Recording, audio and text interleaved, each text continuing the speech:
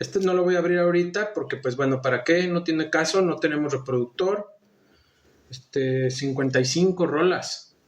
Una banda sonora bastante extensa.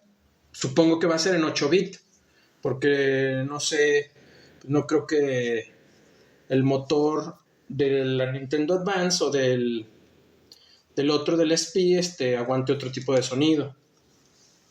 Debe ser MIDI de, pues no sé, 16, 8 bits. Aquí tenemos un póster.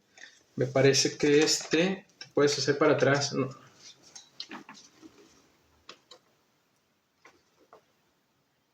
Un póster doble del juego. Ahí lo tenemos. Muy bien. Ay, siempre los doblo mal. De nuevo.